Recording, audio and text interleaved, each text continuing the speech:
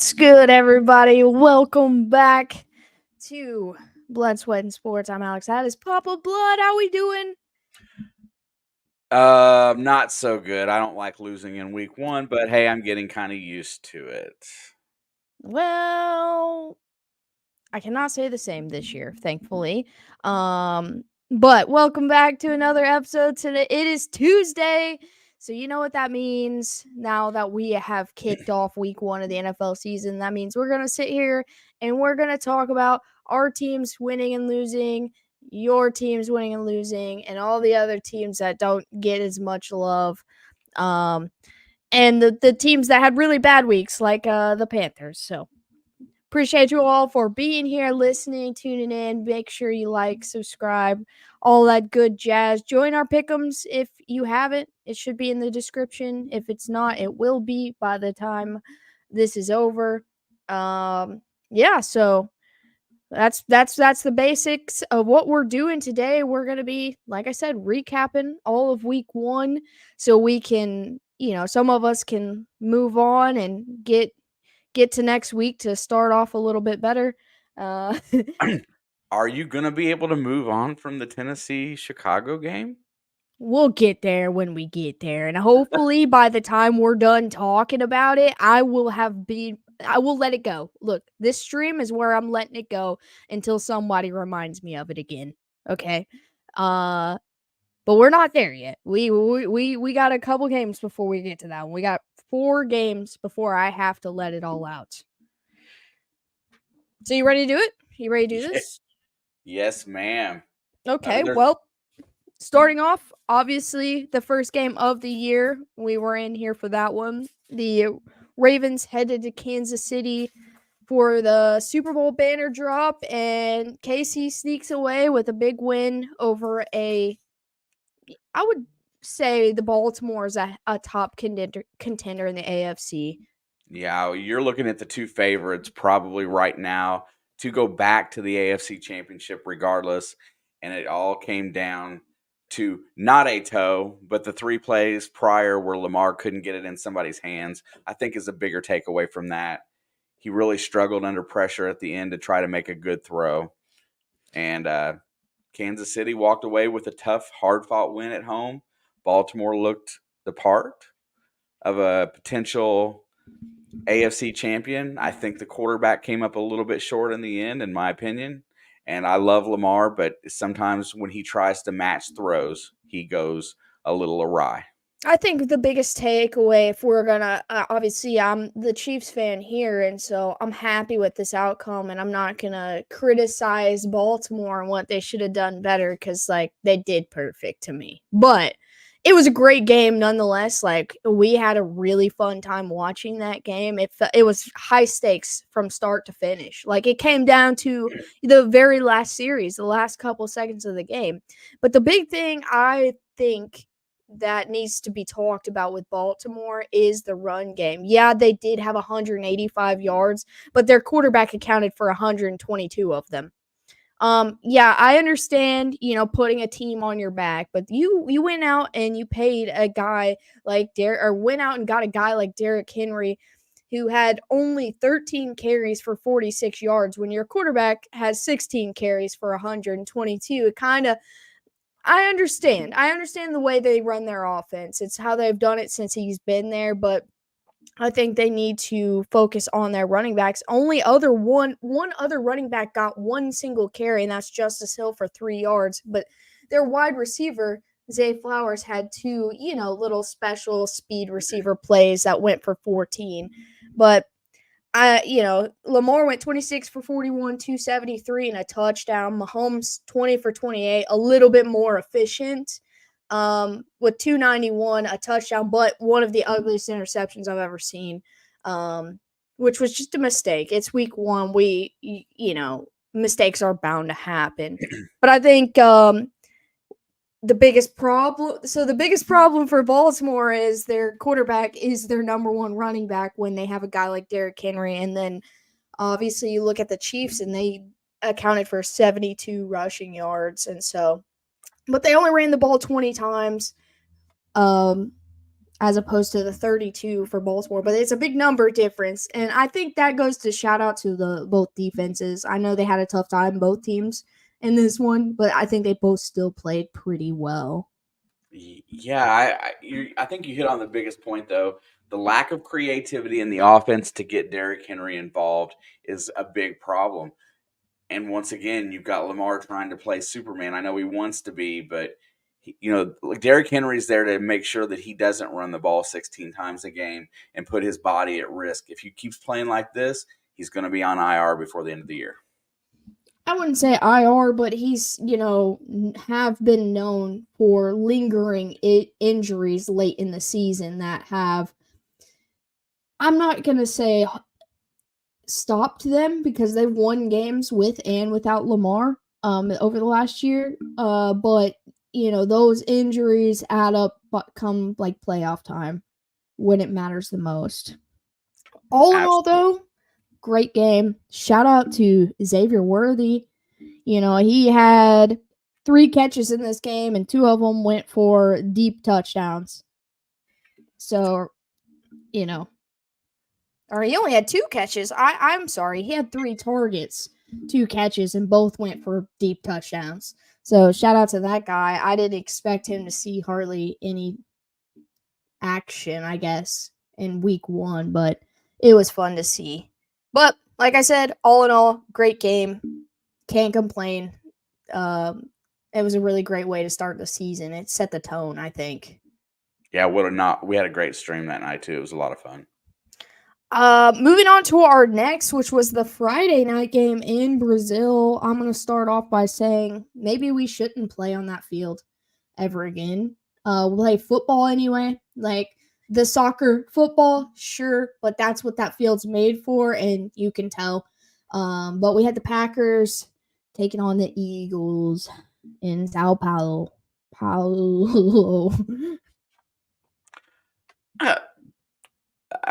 I didn't know what I thought about this game. This game just felt sloppy all the way around. The surface was causing a lot of the problems, so I don't know if we got a true read. But both teams looked like they were ready to start the season. Both teams looked like they were capable of winning. It just came down to, little stuff here and there that was really the turning point, getting the Eagles the W in this game. Could have went either way. Thankfully, Jordan Love does not have to go on IR. That's probably the best takeaway for the game. I think both teams are going to be competitive all year. Stranger says that was the worst field since the flooded Super Bowl. It was bad. Like you could tell right away that game was made for soccer. Like that field was made for soccer, not constant dudes tackling each other over and over and over again. Like, and much larger dudes, I feel like, than your average soccer player, with pads and cleats and everything. But honestly, like, it was a good showing from both teams. Unfortunately, Jordan Love did suffer the injury at the end. And like you said, that he's escaping the IR, but it was an MCL sprain, which makes me really nervous. I hope they don't try to rush him back to, salvage their season. Yeah, I mean, you're looking at... They said 3 to 6 weeks. They didn't put him on IR because of the potential 3. Yeah, because I don't think they know it's not a complete tear. It's not, a huge detriment. They know that he's just got to rehab it. And I think that they're thinking that he'll be back sooner rather than later. And they're really good at making those calls. So I'm confident that probably 3 weeks is probably about right. Yeah, the biggest takeaway for Philly, I would say, was Saquon Barkley having himself a massive game. 3 touchdowns, could have had 4 there at the end. It would have been like almost like a garbage time touchdown, but he could have had 4. We have learned that the tush push without Jason Kelce is a lot less effective, as we suspected it would have been. Yeah. They got the whole season. Yeah, Chris, Ryan Tannehill for the backup. If it was me, I would go pick up a seasoned guy off the street for the backup job. I think that's a really good observation right there. I'm not sure Malik Willis can win them 2 out of the next 3. I mean, Malik Willis doesn't really have that much experience, like, Fif playing. 52% completion percentage. He does not have a touchdown pass. I think he has 4 interceptions. I mean, But that's not what I'm saying, is, like, he's played, like, the bare minimum yeah, when you could go get Ryan Tannehill and,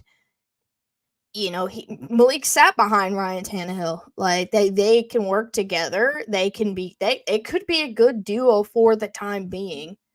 there's quite a few quarterbacks that are not on rosters right now that could step into that role and are ready to go that could provide them the opportunity to win more so than Malik, I think. He may surprise us, but I'm not sure. And, Josh Jacobs, 16 attempts for 84 yards. That's something they're going to have to work on. He started getting going at the end of the game. Not like the last, drive, but the end of the game, they were getting a little more productive. You know, In that first half, that O-line did not stop the run penetration, and he had nowhere to go. So his stat line's a little skewed because he came from like a couple of runs at the very end of the game where they were probably expecting pass. But I still like the guy. I hope he does well. I hope he does well, but you have to keep in mind, crappy field, still week one. This this week one, I can say, probably does not determine the future for all the teams except for maybe the Panthers. Uh, sorry. Everybody else, like, we got an idea, but we still don't know what these teams are going to be capable of. Yep. All in all, it was a great NFC matchup. If Jordan Love had not gotten injured, it would have been a little bit better. But cheers to a speedy recovery. And honestly, it was a good game. I can't lie. It was messy, but it was good still. Yeah. Okay, moving on to our first Sunday game. We've got Pittsburgh at Atlanta, and Pittsburgh did that one thing that I told you that I thought they were going to do, and it was they were going to win for no reason other than to just irritate me. I thought towards the end of the game, not the last 3 points they score, but they were on a 4th and short in the red zone, and they went for it and then put up 3. Then I was like, I swear they're gonna double make me mad. They're gonna end up losing this game because they went for it and didn't get it. But then, Atlanta struggled. Offensively, they did. And Kirk Cousins, when I went back and reviewed, he looked a lot like another quarterback we'll talk about later. He didn't look comfortable in the pocket. The defensive pressure was a lot. Pittsburgh's defense was ready to go, but he just looked like he wasn't quite himself yet. And that's what I'm chalking that up to, that injury, he's not quite 100%. And I think maybe that is the reason why they drafted a quarterback in Michael Penix for this very reason, because they want to win now. No, yeah. And that was kind of part of the reason I was leaning towards Pittsburgh, like picking Pittsburgh in week one, not because I thought they were the better team. Maybe better defense. It's up for debate because Atlanta's got a really good defensive squad. It's just, we didn't know how Kirk Cousins was going to come onto the field. He got hurt a little later in the season. He didn't have as much off season, as other guys. And so I didn't know if he was going to come out, if he was going to play scared, if he was going to just come in and ball out. He was going to be slinging it. I mean, he threw 26 passes. I think he completed somewhere around 16 of them. He did have 2 interceptions, but this Pittsburgh defense has been and always probably will be just nasty. And Pittsburgh's offense did not look great either. Justin Fields was the starter. He also had 14 carries on the ground as well. But they did have Najee Harris as their leading scorer with 20 carries. They only got 70 yards out of him in 20, so it doesn't feel very efficient. But like I said, both these defenses are really good. And so I think Pittsburgh's moving in the right direction. I know they're set to start Justin next week as well. I don't know if that's the right decision or not, but Mike Tomlin does Mike Tomlin, and they've won far too many games than they've ever deserved to win. So he's doing something right, and I'm not going to question him. Yeah, I think Russell's still a I little think injured, and I think both of these quarterbacks to Mike Tomlin are expendable. I think they're out there. He doesn't care what happens because neither or both may be back next year. We have no clue. So he's going to use them and break them if he has to. But all in all, this was your typical Pittsburgh Steelers football game. The final score was 18-10. And I told you this was probably going to be one of the lesser exciting games of the week. And it was. It was very, very dull, I guess, a good word for it. It was just a dull football, grindy defensive game, which I like that. I do. But in terms of excitement, it was not in this game. TJ Watt had a good day. Every time I looked up, he was involved. There's not much to say about this. This is exactly how I thought this game would go. Kudos to Pittsburgh for winning on the road. Yeah, I mean, and it's not easy playing in Atlanta, even against their worst teams. They play tough at home. So, yeah, kudos to them. And on to the next. Good luck to both of those franchises. I hope Pittsburgh doesn't win too many more, but I know they will. Atlanta, I think they'll get back on track. Like, I think they'll not get on track. Like, it's just going to be a slow start to their season. Yep, I agree. Moving on to the next one. This was honestly probably one of the better 1:00 games. We had Arizona head to Buffalo and take them down to the wire. Final score was 34-28. Game started off. Cardinals were blowing them out. The Bills got down 17-3 and then scored like 20 unanswered points. And then it was just close all the way up to the end. And it was a great football game. Yeah, this game feels a lot to me. Two things. We both felt like the Cardinals could come in and catch them off guard. And be very competitive, which they did a great job of that. Shout out to Kyler Murray, played a pretty dang good ball game. The other thing is that I'm going to say the same thing that I just said about Lamar Jackson. Josh Allen had to shoulder the brunt of that load, and no pun intended, because he came out with a shoulder or hand, slight bang up. But that's not the game that they want him to be playing, because he's going to end up hurt if he has to play like that every week. That dude is a competitor. He's a baller. He goes out there. He puts it on the line every single game. That's why I respect him. This is the reason why we have a lot of love and respect for Josh Allen. But that team cannot maintain this pace and win ball games, or else they'll have to have a different quarterback, because I don't think he can do this every week. I mean, think about it. They had to put up 34 points to beat an NFC team, a considerably weaker NFC team. And, this almost feels like as easy as it's going to get, like for them. For the rest of the year, it's only going to get harder. And you can say, oh, they only needed 29.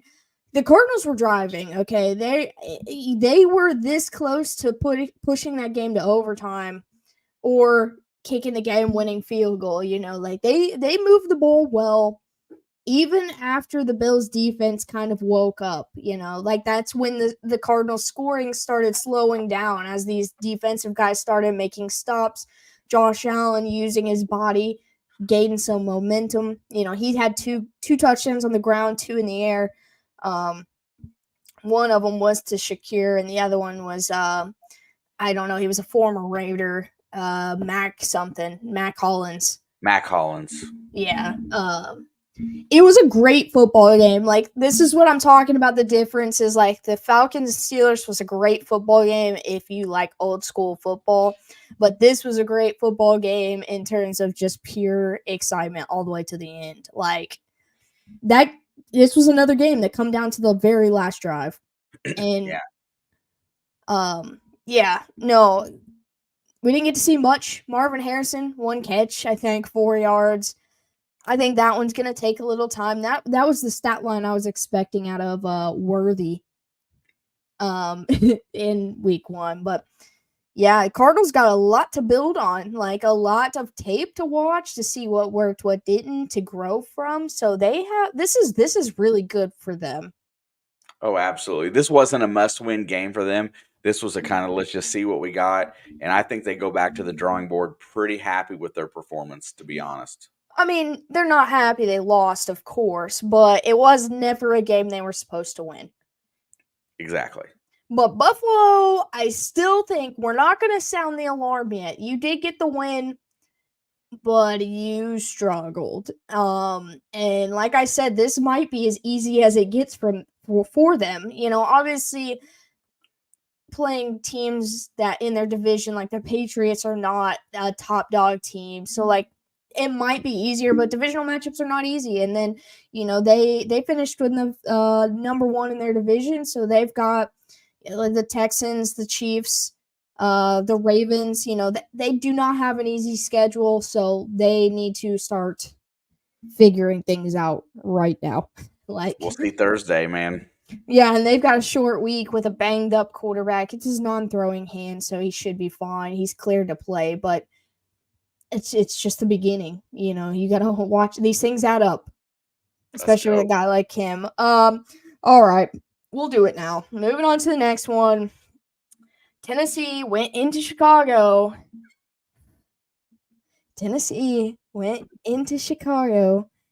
And the Bears defense and special teams and kicker won 24-17 because Will Levis threw the dumbest pass I've ever seen in my life, and it went for 6 the other way while they were driving to try to get a game-winning field goal or any points. All I'm going to say is not only am I officially a Caleb Williams hater, but now I am also a Will Levis hater because the Bears should have never won that game. Caleb Williams deserves no recognition for this, other than the fact that he did not turn the ball over, you know, or he did not throw any interceptions. Good for him, but that's the only good thing that he did in this game. I'm so mad, okay? I am so mad about this game. I already got some of my yelling out, so I'm gonna be a little more chill now. But yeah, what did you think about this beautiful? Well, I mean, listen, I was definitely scared of this game as far as a quarterback game goes. Will Levis doesn't have a lot of experience. He's had some moments playing. You know, Caleb Williams, I'm not a fan of. I feel like that you know, Chicago's defense was going to negate whatever good Will Levis was going to have in this game, and it was sloppy. It was ugly. I don't think either quarterback deserved to win. If ever there was an instance where I felt we deserved a tie, it was this game. Shout out to Tony Pollard. He had 82 yards on the ground and a touchdown. I love that guy. It's pretty much my only like real highlight of this game. I forgot that Calvin Ridley was with Tennessee, so I learned that again. You know, the Bears had 84 rush yards, 93 passing yards. They had a special teams touchdown. They had a pick 6 defensive touchdown, and Cairo Santos had a phenomenal game. Oh, I meant to say that about the Pittsburgh game. Shout out to Chris Boswell. 6 field goals. He accounted for every single Steelers point, and that is the Steelers way. But this game just makes me mad, dude. It just makes me mad. I don't have anything good to say about this one. Yeah, I don't either. I just feel like if you were looking for quarterback play, you should have changed the channel. Shout out to the 52 guys on the Bears roster not named Caleb Williams, because you guys deserve this win. Especially the defense, man. Especially the defense. They earned this win. Tennessee, your season is far from over. It might not get any better though. This was a good opportunity to get a week 1 win for both these teams, and I said that during our pick'ems. But both teams got a lot to work on, Absolutely. despite the fact the Bears. I cannot believe the Bears put up 24 points. I cannot believe it, dude. That was the one game of the week that irritated me. Look, I will let it go. And this is exactly how I'm gonna let it go. We're gonna move on and talk about your team. New England comes to town, doesn't really beat up on you, gets a very Pittsburgh-esque game win, 16-10. Yeah. Man, I got all kinds of thoughts. I think our preseason program in Cincinnati's trash. I think they need to look at it more like Pittsburgh and Kansas City do, where your starters get quality reps and get ready, because the biggest issue in the game was tackling. Cincinnati could not tackle, stop the run game, and that was the biggest difference in the game. Ramondre Stevenson is very serviceable, and Joe Burrow did not look crisp, with all the drama between Chase and Higgins. Burrow did not look good. He has the ability to go out there and put the team on his shoulders. Didn't look great. I think Zach Taylor needs to relook at how he approaches the beginning of his seasons. I said it last year. And I think Joe is still having some issue with that wrist, even though they're not. I mean, he's on the injury report, but, I just don't think that they're ready to go as far as playing in the season. No, I mean, he was fairly efficient, 21 for 29, but only 164, 70 rushing yards. He was sacked 3 times. That's a big talking point, of course. People are tired of seeing Joe Burrow on the ground. Absolutely. And I get that. I get that. You want to keep him healthy. Don't let him get hit time after time after time. Ja'Marr Chase did play. He was 6 for 6, 62 yards. He must have had a big one because his stat line was like 4 for 4 and not that many yards. So he must have had at least like a 20-yard catch or something. I think there was a 26-yarder there near the end. Yeah, I was going to say. But, the Bengals lost this game by 6 points. The big thing to talk about is the punch out by the Patriots defense on the goal line, because this game would have looked a lot different. Tanner Hudson was going in, and we seen 2 of those punch outs this weekend where they just did a great job, and a goal line fumble. Yeah, that's the one thing to take away, is that Cincinnati played badly, but they had a chance to win. They were in position to win. Right there was a turning point, and that defense had momentum after that, and the Bengals just could not get anything else going after. Yep. It was defeating. It was defeating. Shout out to the record punt for their rookie punter. punter. Oh yeah, the 80-yard punt, dude. What's that dude's name? Rinkow. Yeah, I saw it when it happened. But there's a bright spot. You got a good kicking squad, and that's your highlight. Uh-oh. But the scoreboard tells you that the punts were probably big highlights in this game, period. Yeah, there you go. 28. Okay, it was 28 yards. Thank you, stranger, for that. And then Zach Moss, they only ran the ball 16 times in this game. That's crazy too, and 4 of them were Burrow. Yep. So they ran the ball 12 times outside of quarterback play. I think Zach Moss looked like Joe Mixon from last year. Joe Mixon looked like a different back in Houston. We'll talk about that in a little bit. But I think they should really try to lean on that run game a little bit more. Honestly, though, your defense had a pretty good day. I mean, they let up 16 points, but 16 points is not that bad. No, that was defense. The biggest problem on defense was tackling. They did not look ready to play on the tackling side of it. So Ja'Marr Chase has a defensive stat in this game. It must have been on a kick or something. He has 1 tackle. I'm looking. On the fumble recovery? It could have been on the fumble, but he's listed for 1 tackle. He's with all the defenders. It said Jay Chase, and I was like, who is that? That's crazy. Because Zach Moss is on there as well. Yeah, I think I mean defensively they had a pretty good game. Let's check a look at the New England box score real quick. Brissett 15 for 24, 121. Ramondre Stevenson, like you mentioned, 25 carries, 120 yards, and a touchdown. Their leading receiver was Austin Hooper, 4 targets, 2 catches, 31 yards. Like, this is just an ugly game. Like, there's nothing else to say. It was just an ugly game.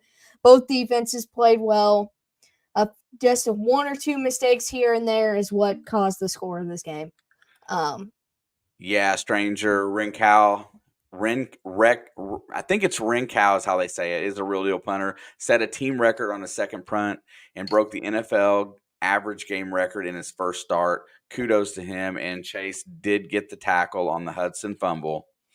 He says he chased him down. I didn't see the end of that play, so I didn't see the fumble. I saw the fumble, but I didn't. It's yeah. one of them things. But I just saw Chase on the defensive stat. I was like, who else is Jay Chase on that team? Good job, Jamar, for not letting that get out of hand. Hopefully that whole thing gets resolved also, because I'm tired of hearing about it. And they want to figure out what they're going to do. But it's a tough loss, but it's not an end of the world loss for the Bengals. And good win for the Patriots. It was a hard fought win because it wasn't easy for either team in this game.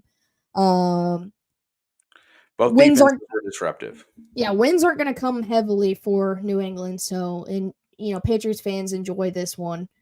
Because I don't know what your schedule looks like going forth. It might get ugly fast. Moving on. Yeah, go ahead. Okay, moving on to the next one, unless you've got something else. No, I was okay. Yeah, I mean, this was your team, so if you had something I was just else, going to comment on the go. schedule. We go to Kansas City this week, and then after that, we got 2 winnable games. So I guess the worst case scenario after 4 is we're hoping for 2-2. Worst case scenario. I think that's manageable. Moving on to the other 1:00 game, which with right next to Buffalo and Arizona, this was the other best game of the early games.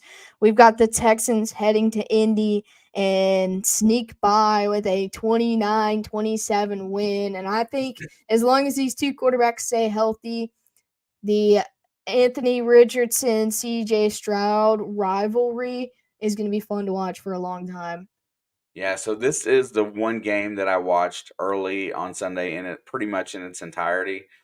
That was a very good game. Shout out to Houston for picking the guys out of free agency that they wanted and then implementing them into that offense and giving them roles of leadership and making them feel important. I'm not a big Stephon Diggs fan. I love Joe Mixon, but they used those guys very well in their offense, and they looked like a more complete team and played very well on the road. Indy was very competitive. I think Indy's going to be a good team too. Jonathan Taylor's a stud. Pierce is my favorite receiver on that team. And Anthony Richardson stays healthy. He's going to get better. He's going to look a lot more like Lamar going forward, maybe a little bit stronger and bigger. And I'm excited to see what they do, but both teams showed well. Dude, this Anthony Richardson stat line is crazy. He was 9 for 19, but had 212 yards and 2 touchdowns because 2 of those passes were like 50 yards that he completed. He completed 9 passes. Yeah, Pierce received both of those, I think. No, I think Ashton Dulin had a touchdown that was like 54. I think his first name's Ashton, 54 yards. But yeah, early in this game, the Colts and Texans were just trading punches. Like, this is a good rivalry, like, for these two young guys and these two young squads, really. The Colts do have a lot to work on. This is a tough loss only because it's a divisional game, but this is not one to hang your head on. It's Anthony Richards' first game in a very long time, since October of last year. So you see what you need to work on, and then Houston, I got nothing bad to say about this game. You know, there was a mistake or two here and there. They did get an interception ruled back in the red zone, which could have changed the outcome of this game. But other than that, Stroud had 24-32, 234, 2 touchdowns. Joe Mixon had himself a day, 159 on the ground and a touchdown. And CJ spread the ball out like that's what he does. Everybody caught a pass. Everybody on the team caught a pass. And yeah, 2 touchdowns to Diggs. Yeah, Houston looked like one of the top 3 best teams in the AFC this weekend. Yeah, you could see where they needed to improve, but I can probably agree with that statement. Absolutely. Moving on to probably the most talked about 1:00 game, even though I saw nothing about it because it was not that good of a football game. The Jags head to Miami to take on the Dolphins, and they sneak a win with a last-second field goal from Saunders from over 50 to win it. Tyreek Hill got detained before the game, and he let him know. In his touchdown celly. He's the GOAT for that. He's the GOAT. This game kind of sucked, not going to lie. Trevor went 12 for 21, 162 and a touchdown. Had a decent run game, though. They had 128 yards. And then Tua, 23 for 37, 338 yards, which sounds like a lot. It was compared to Trevor's, but, it didn't amount to that much. Yeah, I think the biggest thing in this game was not the Miami got the win. I think the biggest thing in this game was Jacksonville was in control of the game, and the ETN fumble at the goal line. I think that is the turning point. That if he would have went in there, I don't think Miami could have recovered from it. And I think this loss hurts Jacksonville way more than a loss would have hurt Miami. I think that they really need to build confidence. They're so inconsistent. They've never been able to achieve consistency. And Doug Peterson has got to do a better job of that. They played winning football but couldn't win. Yeah, this is one game that, like I said, I heard about the ETN fumble. I didn't see anything from this game. The only highlight I saw was Tyreek Hill's touchdown celebration. I didn't even see the touchdown. This was a quiet game. Yeah. And I really don't like the whole arrest thing. I think this is it's going to really loom a little bit, but I think hopefully all of it gets dropped because it looked like there might be a little bit on the police and on him as well. Well, I mean, he was reckless driving or something. That was the whole point, and that's as far as I'm going to get into it, but I'm going to let this thing settle before I decide to talk about it. It didn't sit well with me either, though. But I'm glad that he got to make fun of it, and he's a legend for that. Him and Jalen Waddle, I love those two together, man. They're a fun duo on and off the football field. But Jags, sorry you suck. And Miami, I don't know what's wrong with you, dude. You're pulling a Jacksonville, but except for you won. I don't. This was a confusing game, and I'm going to look more into it. I just haven't had time. And I don't know. It's just confusing. But I think we got one more 1:00 game, maybe two more. But this one's we got to get this one out of the way because this is the one I've been thinking. I'm dissing the Jags. Puppet says don't be dissing the Jags. I'm gonna because something's wrong with that organization. And them not winning just proved my point. They should have won. Yes. So fix your team, and I'll stop giving you guys so much hate. But the next game we got is Carolina visiting New Orleans for a very sweet and soft and gentle visit where Derek Carr led Saints put up 47 points and dunked on them. Bro, I really feel bad because maybe, just maybe, Bryce Young is not going to be the guy. If Dave Canales doesn't have him straightened out to some degree, I didn't get a chance to watch a lot of this game, but it looked ugly.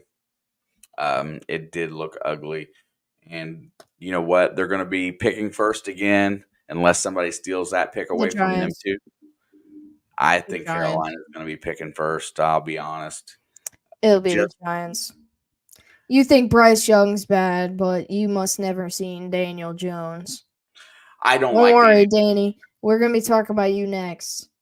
I don't like Danny Dimes either, but I thought Brian Dable would at least get the best out of that team. But Listen, yeah, it is week 1, and it was a divisional matchup. I feel bad for all the teams who had to play divisional matchups because it wasn't that many games this year. yeah, Um, but Derek Carr, this is probably the best game of his entire career. Honestly, he had 3 touchdowns and only 200 yards on 19 passes. Kamara had 83. Jamal had 38. They both had a touchdown on the ground, 180 rushing yards. There was one turnover, I think, for the Saints. It was a fumble. Carolina just had a rough day. Miles Sanders, 5 rushing attempts for 22 yards. Hubbard, 6 attempts for 14. Bryce Young had 4 attempts for 12. Their leading receiver, Adam Thielen, 4 targets, 3 catches, 49 yards. And Mingo had 5 for 2 catches and 40. How do you say his last name? The rookie, Leggett? yeah. Xavier Legette. Leggett? Yeah, he had 4 catches for 35. So, I mean, that's not too bad. There's obviously things to work on here. But they just struggled. Andy Dalton had a pass in this game. Only one. Leggett. Um, I believe Legette. I believe you. I have no idea. I knew it was something like that. Yeah, it was just an ugly game. They did get dunked on a little bit. I'm sorry, Panthers fans. Saints fans, don't get used to this. You're Yeah, not putting up 47 every week. It's not ever you might not put up 47 again this year. Like um even though you play the Panthers again, because I know that's exactly what they think. Oh, but we got them one more time. They're not doing it again. It's not yeah. They gonna won't happen. play that well in Carolina. No, it's not gonna happen again. It's a good week 1 win. We kind of assumed that the Saints were gonna get this one. Since it is at home. Do I think the Panthers are gonna look like this all year? No, absolutely not. Between Bryce Young, Andy Dalton, somebody's going to get them a couple wins. Some of the offense is going to start moving. It'll get better. This is just starting your season on the road's hard, and yeah, they got the Chargers next week. I think that'll be an interesting game for them. But yeah, sorry, Panthers fans. Also, GG Saints, you hit the over by yourself. Uh, So that's your Super Bowl. This is the Saints Super Bowl in my opinion. Yeah, that does. Derek Brown being out for the year really does hurt for the Panthers as well. Yeah, so Panthers fans, you've got there's brighter days ahead than this. Interesting is a key word. Our last 1:00 game, this was the one I was pretty confident in.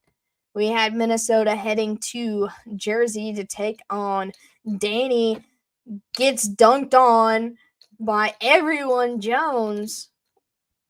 And Sam Darnold is him, apparently. He is him. Yeah, I had to eat some crow over Sam Darnold. Sam Darnold was a turnover magnet for the better part of his whole career. He played for the You know, Jets. coming into this situation with good receivers and a good line, he really looked the part of a starting quarterback. Kudos. I hope he continues to build on that and rebuilds his reputation in the league. Giants have got a lot of stuff to work out. There's not a lot really to talk about except for that Dayball's got to learn to build this team back up again, and he still has time. I'm just not a big fan of them doing it. I don't think it's going to happen. Do I think the Vikings are going to win 10 games this year with Sam Darnold? No, but he got his moment of fame, dude.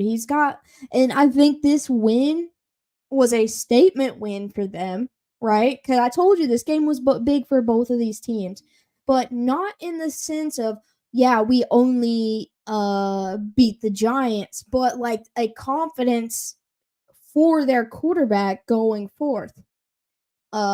Because he knows he was not supposed to be QB1 this year, so he's, for one, being grateful for an opportunity, and two, trying to make the most of it. And I think a win at this caliber, a very convincing win, I guess is a good way to say that, is going to be good for them for the rest of the season. If they would have went into New Jersey and got stomped on, or the score was flipped, the Vikings might not win a game this year. I think mental is half of the battle, and this was a big win for Sam Darnold in more than one ways. Oh, for sure. And Daniel Jones, people waited outside the stadium for him to leave just to boo him. Yeah. This man has thrown more pick sixes than touchdowns since signing his $40 million a year extension. Good job, New York. Good job, New York. You just keep on keeping on by doing the wrong thing. I got nothing to say about the Giants. I think they're finishing in last place this year. Last place. Total. I mean, Daniel Jones went 22 for 42 and 2 interceptions. That run game was not awful, leading with Devin Singletary. The only other thing I have to say is Aaron Jones had a good day as his Vikings debut. He got a touchdown and almost 100 yards on the ground. But, yeah, this game kind of sucked. But I'm happy that it ended the way it did. Yeah, on to 4 o'clock. The first game we got is going to be the Raiders at the Chargers. We both took the Chargers on this one. It kind of went exactly how I felt it was going. The Chargers are going to have the new Harbaugh ran offense where he's going to run the ball down your throat for 4 quarters straight. Even though he's got a quarterback like Justin Herbert, he was not going to ever stop running the football. And the Raiders, their biggest issue is we didn't know how they would look on offense. Shout out to the Raiders defense, looked really good. Chargers defense did not look that bad either. Yeah, I mean, I said this the other day. Harbaugh is not going to give away games like Brandon Staley. He's not going to risk losing. When he's got a game in the bag, he's going to sit on it and he's going to win it. And that's going to mean that Justin Herbert's not going to have some stats. But I think the Chargers are going to win some games this year. And the Raiders, don't fret. I just think you're a quarterback away. I think that's really what it's going to boil down to with them. They've been saying that for 3 years. I mean, for real, but that's really it because they got a good defense. They've got great pieces on offense, and now they need to find the right guy to lead the team. I mean, Minshew did not have a bad day. No.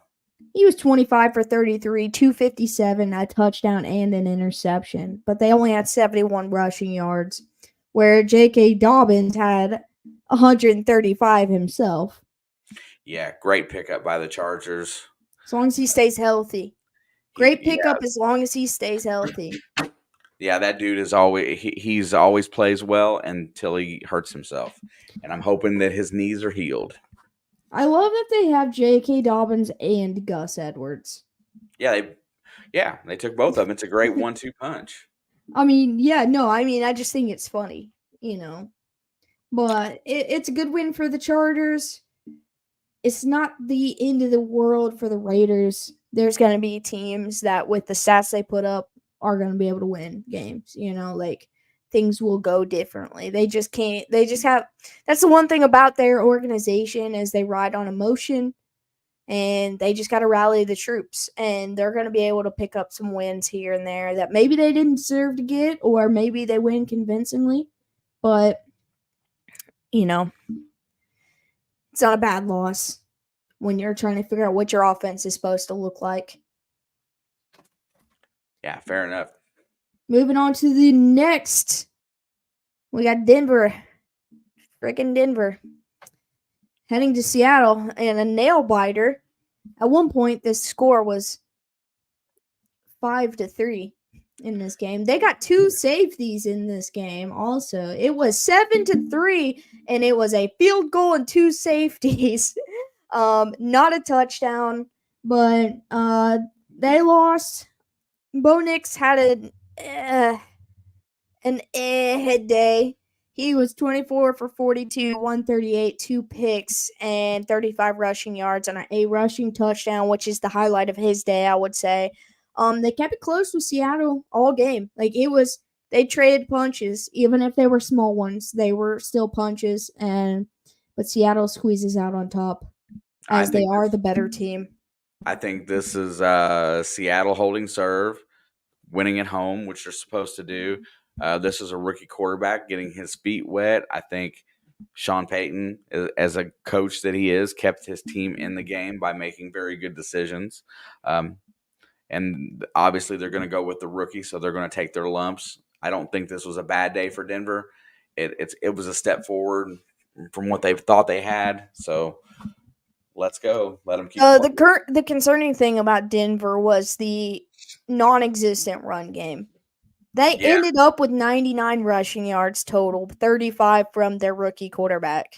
I didn't see a stat line, but I thought Javonte Williams would get more touches. He had 8 touches for 28 yards, and McLaughlin had 10 touches for 27. Yeah, that's and then some dude, I'm assuming this is a rookie? Yep. Audric Estime? Yep. He had 2 carries for 14 yards.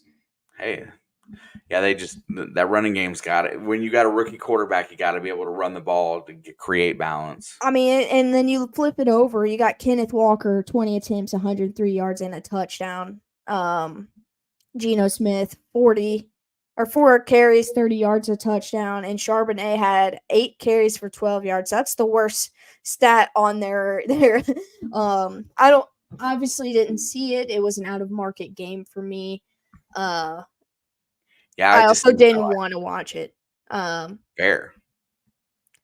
I don't mind Seattle, but I do not like Denver. And I was already salty about Tennessee going into when these games were starting, that I really didn't want with the chance of Denver winning, I didn't want to see it. I'm going to be real with you. But it wasn't a bad game, honestly. If you like either of these teams, it's not a bad game. I don't mind the Seahawks. I think the Seahawks winning is just yet again another statement over the whole Russell Wilson thing. Even though he's not there anymore, the Broncos are still paying him, so it still counts. Yeah, that $37 million, Denver really could use it to upgrade some position players for sure. I think it was $38 million. Yeah, it's one of the two. It's a lot. I mean, 37 is bad enough, but I just want people to know how bad it was, how bad of a decision that it was. I think the number is 38, but Pittsburgh had to pay him something, so that knocks it off the total. Yeah, they're paying him like $1.03 million or some stupid, I don't know. Anyway, the last 4:00 game, the game that I could not have been further from being on. Like, this is the one game that I'm just gonna willingly just eat it and move on. Cowboys head to Cleveland. Brady's first game as announcer, and I'm not gonna lie to you. I only listened to some of it because I turned this game off. It was bad. I thought it was still Greg Olsen until I sat and really listened, and then I was like, no, that is Tom, but he's working with Greg's partner, so I was just so used to them. I was like, are we sure it's Tom? But then they showed him, and I'm like, okay, some things he said I could hear it, but I kept thinking it was Greg. But yeah, the Cowboys stomped the crap out of Cleveland. Sean Watson sucks ass. Yeah, the two things out of that was Dallas, their defense is on time. Mike Zimmer's a good DC. He was a pretty decent head coach, just didn't get he didn't make it as a head coach. Other than that, Dak got his contract. Dak lived up to it. Zeke got a touchdown. Everybody's happy in Dallas right now. There's a lot bigger problems. And did you notice? I went back and listened, but Tom Brady, it wasn't that it seemed like he was very nervous in the booth. And did you catch the stutter? Not the stuttering, the pausing in between, when he would talk. Like just at stupid times, he would stop talking and pause. And Deshaun Watson ran up the field. I didn't listen that closely, but I did notice a clip someone posted, and it was like actually showing them in the booth, and he was talking. I noticed him do it then. Yeah, if you go back and just listen to some of it, I think it's just nerves. He's never had to be much of a talker, right? And plus, his restrictions by the NFL probably makes him think about everything he's going to say as well. Yeah. Puppet, you have a great night. Appreciate you, Puppet. Much love to you, my guy. But anyway, back to the actual football game. I didn't mean for you to go on a whole Tom Brady tangent. I was just bringing it up because it was one of the most talked about things this week. But it was the most interesting part of that game, to be honest, because it was an annihilation to every other standard. Yeah, Deshaun Watson sucked. They have no run game, which also contributed to him sucking. I'm not going to put it all on him, but they did have no run game on top of the fact that he couldn't do anything right till like later in the game. Puppet sent the $2 piece. Appreciate you, bro. Sorry I didn't give you $1 million. I don't have $1 million. But Brandon Cooks got a touchdown. No, Brandon Cooks. Yeah, he did. Zeke Elliott makes his return to the Cowboys, which I forgot that happened until this game started. And I was like, oh, yeah, they think bringing Zeke Elliott back is going to make them a dynasty. And now they're going to think they're going to win the Super Bowl because they blew out the Browns. They are the regular season champions. Let's just go ahead and crown them so we don't have to say it no more. But Dak had I wouldn't say super efficient game. He went 19 for 32, 179 yards and 1 touchdown. He did get sacked 3 times. The run game honestly wasn't even that impressive either. Like this just shows, like this Dallas Cowboys stat line just shows how bad the Browns are. Because there's 179 passing yards, 1 passing touchdown, 1 rushing touchdown, 102 rushing yards. And, Dak fumbles. He didn't lose the football. He ended up recovering it. This was not a great stat line for a team that put up 33 points. No, you wouldn't believe it if you just looked at the stats, right? That just shows you how bad Cleveland is. How bad Deshaun Watson is. How bad their Cleveland run game is missing Nick Chubb.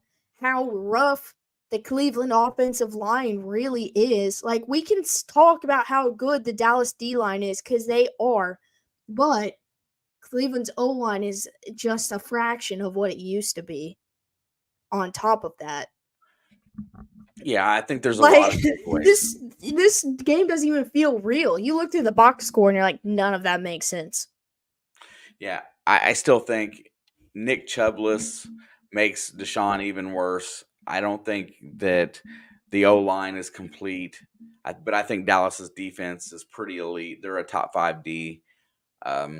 So I just think there's a lot of things. Cleveland will probably get some wins later in the year. I'm just trying to figure out where these 33 points come from. Like, I watched, I would probably 65% of the game. I watched some of it at work, some of it on my way home from work, and some of it when I got home. I did not watch the complete game because I just did not care. It was over before it started. The first quarter was very tight, close. After the first quarter, this game was over. Everyone here from Ohio, Cleveland fans were saying beat the Cowboys. I was so happy when they lost. This was the one game I was so wrong about out of the whole week. And I'm fine with it.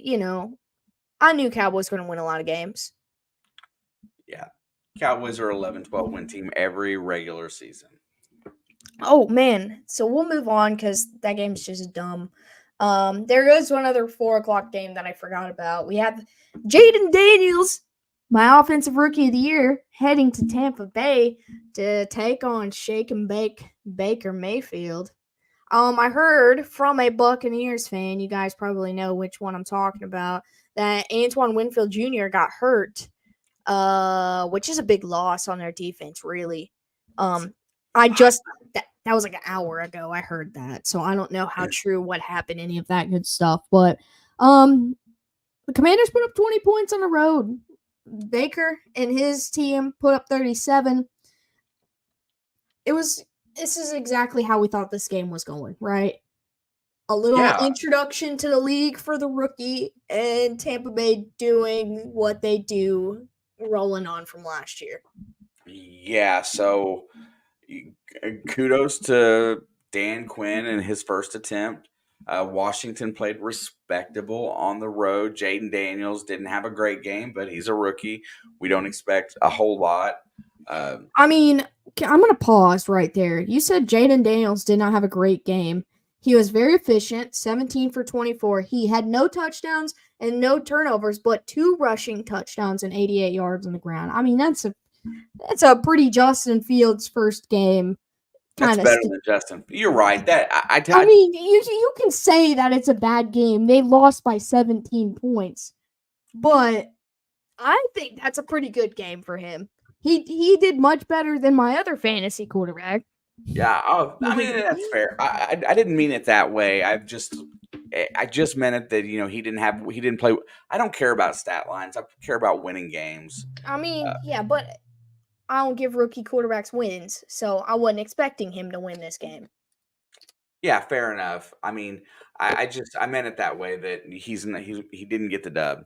The other part of that is that you're right. The thing about Winfield's injury is only going to be a couple weeks, so Tampa Bay avoids a lot there because he's a big time defender. The best thing about that is that for Jaden Daniels is that is a very high end defense that's well coached.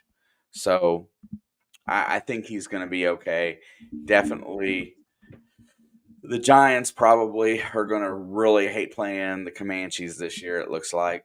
I mean, the Giants play good against the Commanders. Yeah. So even the good Commanders teams, the Giants always find a way to win. So maybe it'll actually be a competitive game. But the other thing is I really love Dan Quinn, and he had to cut loose. They just cut loose of Jahan Dotson here recently. They made They made some really big changes. So it's telling me that he's setting his culture there.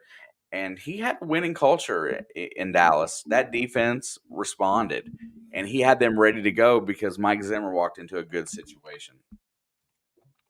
No, yeah, I'm pretty I was pretty happy with this game, honestly. Like, I didn't expect the Commanders to win. I expected a big showing at home from the Bucs. Like that's what I saw, and that's what we got. The Buccaneers still looked like last year with a couple extra points because they weren't putting up 37 last year, but they looked good, and so good for them, especially with probably their biggest competition in the division losing in week 1. The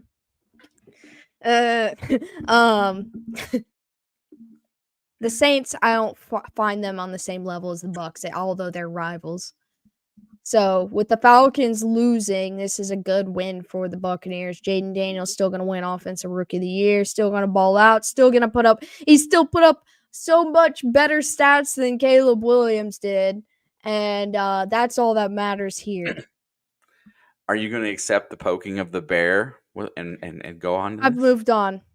I've got other things to be wound up about, and it's Caleb Williams getting a win in week 1 that he didn't deserve. But Colin, for everyone's listening, for everyone who's listening, Colin, our friend Heavy Meadow Detective, says, my take on week 1, I don't like how the refs helped the Chiefs beat the Ravens. And that is the last I'm talking about it. That is coming from a Lamar Jackson fan.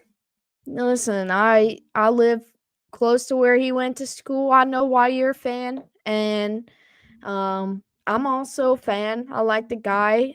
Tell go teach Lamar how to throw in a straight line, and then maybe they'll win more games. Teach him how to go do some accuracy drills in the backyard with him, and maybe they'll win more games. Get his Because eyes checked. He the needs to get refs his did eyes not help checked. him win. He's just not an accurate enough quarterback. He needs to get his eyes checked because his toe was out of bounds. His toe was out of bounds, and Lamar missed open receivers 2 to 3 plays before that. That could have negated the whole toe thing. Colin, you missed the beginning of the day.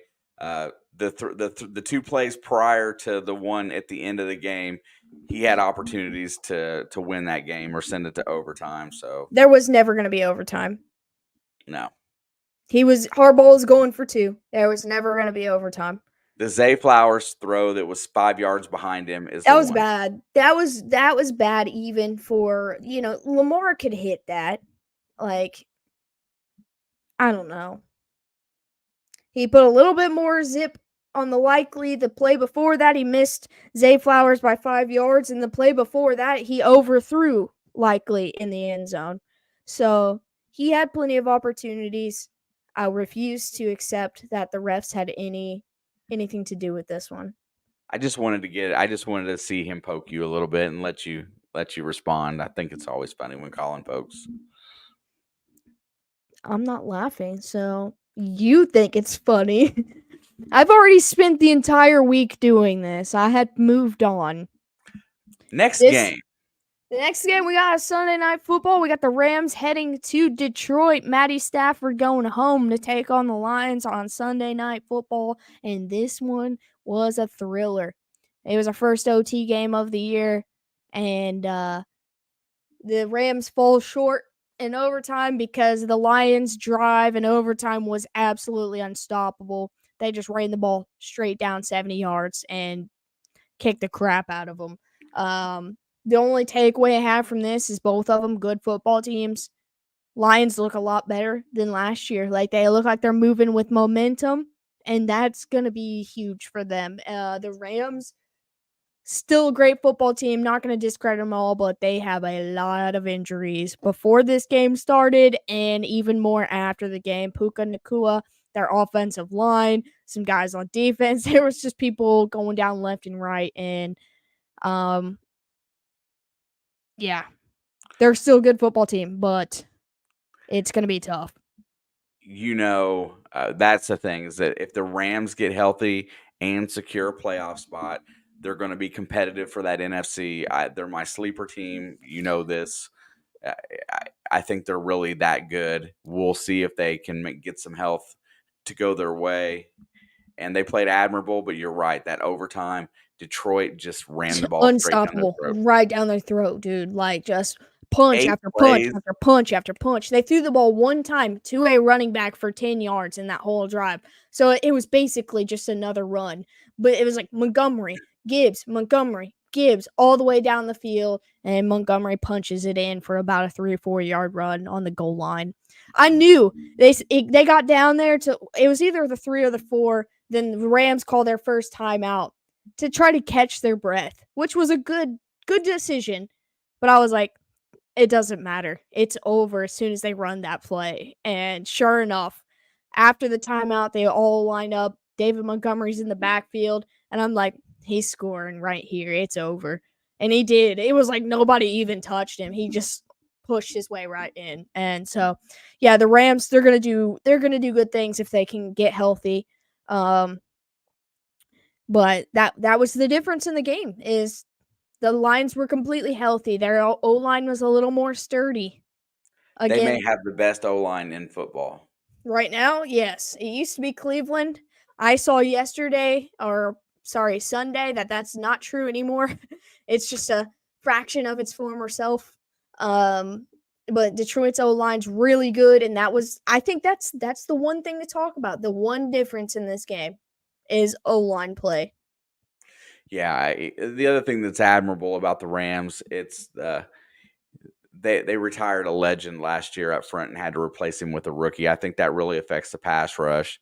Uh, and I think they're going to get better over the course of the season. I was happy to see that they made it to overtime. That shows that Matt Stafford still has that competitive drive. He He has did a get lot. hurt too, right there at the end. He has a lot of what Josh Allen has. I didn't realize how much other than the running. I mean, go back and watch some some Lions plays, like that one where he like dislocated his shoulder, and it was like the second to last play of the game, and he was just like, "Put me back in, like let me do it." Yeah, dude's always been. I mean, you can talk about Baker Mayfield. You said Josh Allen. Guys like that. Yeah, Matt Stafford has that go in him. I think he's slowed down a little bit on it as he's gotten older, which is fine. But that's what I love about him. I respect his drive, man. And he played it out till the very end. Unfortunately, he did not get a chance until because defense could not stop the Lions on the last drive. But it was a great football game. Yeah, Matt won't stop until he's dead. That is the comment right there. Yeah, I think if the Rams would have got the ball, I think he would have willed them down the field. I mean, it wouldn't have been as effective as the Lions' run game, but he would have been forcing the ball downfield. Cooper Kupp had a good game also. Puka left at halftime and didn't come back, and it was the Cooper Kupp show. Yeah, just to put it into perspective, they did put Puka on IR today, so he will miss at least 4 weeks. That's tough. Yeah. That is tough. Oh yeah, we got one more game. I forgot because it just happened. You already forgot that? Yeah, well, it didn't seem to matter much. Well, I got a lot of insight on this one, though. All right, Monday Night Football. If you weren't here or if you didn't pay any attention, we had the New Jersey Jets and A-Rod coming back from injury since last week 1 Monday Night Football or Sunday Night Football, heading to San Francisco to take on his Achilles heel. That's not the joke I meant to make. That's not the joke I meant to make, but in the 49ers. Yeah, and just fell way short. He looked not ready. He looked scared. Yeah, for sure. Aaron Rodgers, we watched, we made a point to talk about it during the game. His footwork, he looked light on his feet. He looked like he was scared of taking a hit. He may have been physically ready to play, but he was not mentally ready for that challenge. Other things to note, so Jet fans don't lose it just yet. Wilson looked good. He's going to get better. San Francisco is a buzzsaw at home. They were ready to rock. Shout out to Mason, the running back. He broke an all-time San Francisco 49er record for a first-time, first-time starter. Yeah, it was that game plan. They didn't change their game plan one bit. They still ran the ball down their throat. They wore the defense out, and they beat the Jets handily. San Francisco is going to be very tough in the NFC, but I think the Jets are not. I think they're just getting started. It is tough to come back from that Achilles injury. I understand where Aaron Rodgers' brain was at. I think he's going to improve as time goes on, and they are going to get a lot better because their defense will get some rest against some teams that have less on the offensive side. Oh, yeah, they went out against probably arguably one of, if not the best, at least top 3 defenses in the league to start the season off. And the Jets have never had a good O-line, and so that leads for a lot of pressure on Rodgers, who was, like we said, scared to plant that foot. He was scared to put power in them throws. He had a lot of lofty, deep balls that one of them got turned into an interception. He didn't have the power, the zip. I think, this is why people should play in preseason. I understand why Rodgers chooses not to because he's at an age where he feels like he does not need it. But, just to get a couple of those first hits out of the way, this is just the first everything. I think that's what's important about preseason for starters. But I think going into week 2, this Jets team is going to look a little bit stronger, I guess, more confident. Even though they kind of got embarrassed. Garrett Wilson had a good game. Breece Hall up against a tough Niners defense on the ground, didn't do too bad. Like, there's plenty to not hang your head on. Like, their season's not over because of this. It's Yep. not your fault you had to play the toughest team in the NFC your first game. Another thing that's going to be really positive for the Jets is that Alan Lazard made plays, and they need somebody to counterpart Garrett. I know it ticks you off, but dude. No, I plays. think it's crazy that the highlight of the whole game is that Alan Lazard caught 5 passes and 2 touchdowns. But that really helps this Jets offense to have another weapon. They got Conklin at the tight end, and just to have somebody else on the outside that can catch balls. I just couldn't believe his hands actually work. He just didn't like Zach Wilson. He dropped his first pass yesterday. He did. He was the first target of the game for Aaron Rodgers and dropped it. So I don't think it had anything to do with Zachy, my boy. Hang on, I still got him right here. Here you go. Wouldn't you like this? Denver should trade Zach Wilson to Green Bay. No, they should bench the rookie. He threw 2 interceptions and just let Zach play. That's a tough call. I mean, if Denver loses next week, people are going to start turning heads. I'm not sure. I think if you're sold on your guy, that you got the guy you wanted, you're going to leave him in there. Who is sold other than Sean Payton? And also, Sean Payton did not have to trade for Zach Wilson, but he did. Mm-hmm. He could have just waited till they cut him and signed him.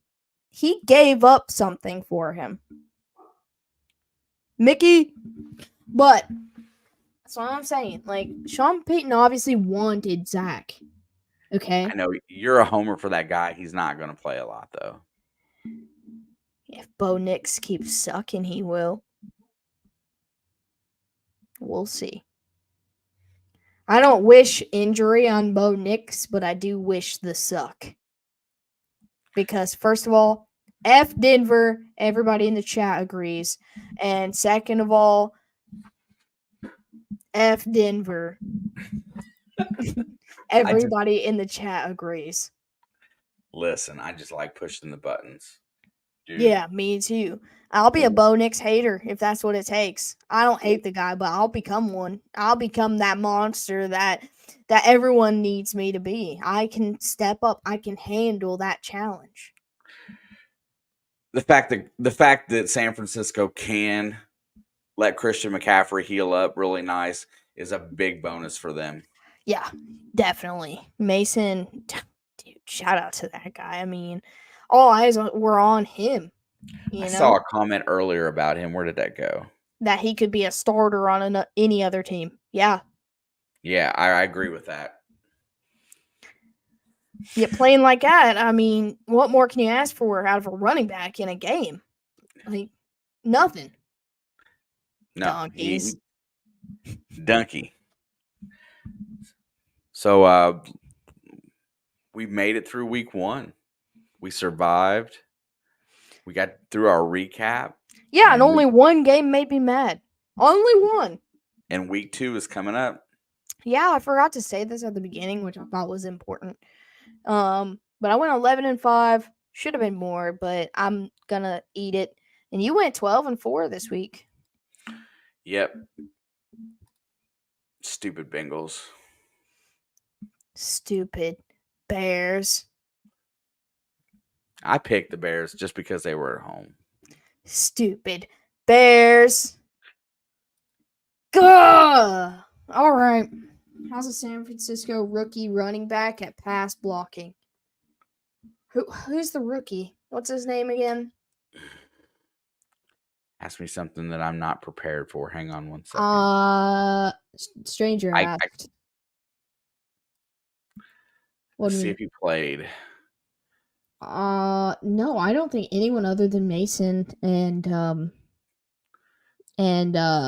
yeah, Mason and Debo handled all the carries.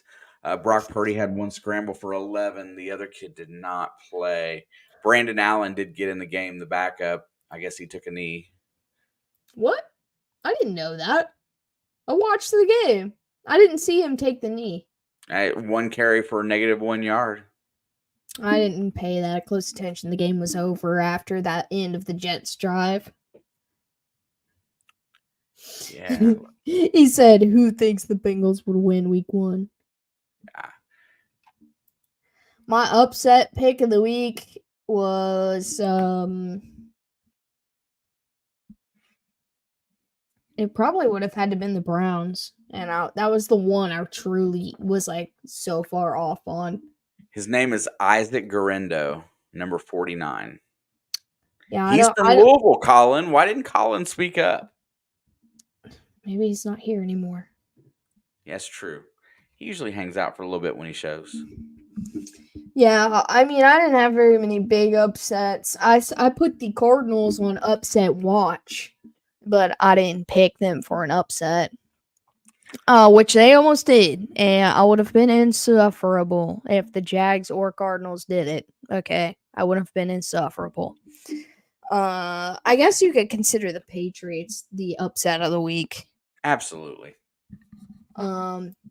We shouldn't like say it's like that big of an upset, like, but it's still an upset. The Bengals should have won that game.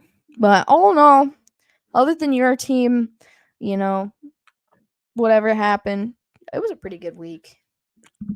I'm not disappointed in the games. I'm just disappointed in how the coaching staff approaches my Bengals as far as starting the season. They don't hit it with urgency, and I think you got to. Yeah, I think so too. You know, we've seen it year after year. One of these days, So,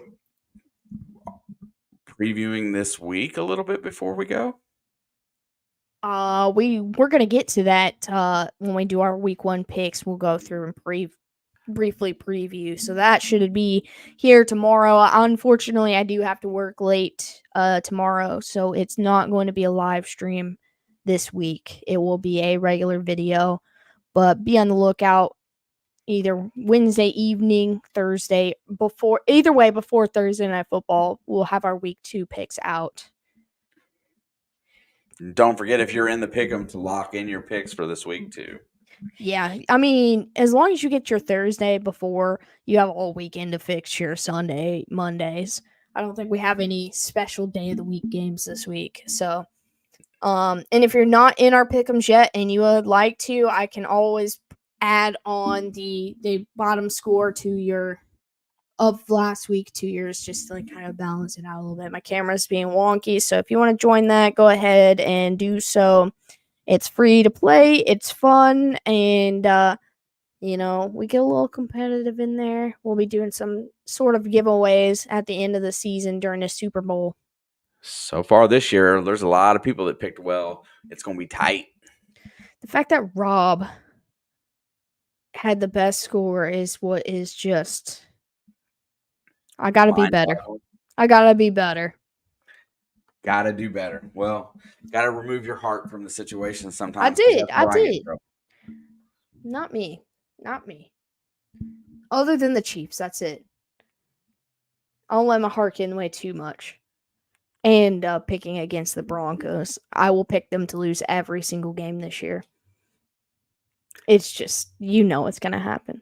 I'll give them probably 2, but anyways, we're going to get off here so we can get prepared for our week 2 shenanigans coming out tomorrow or Thursday. Make sure you like, subscribe, all that good jazz. Join the pick'ems. You got anything else?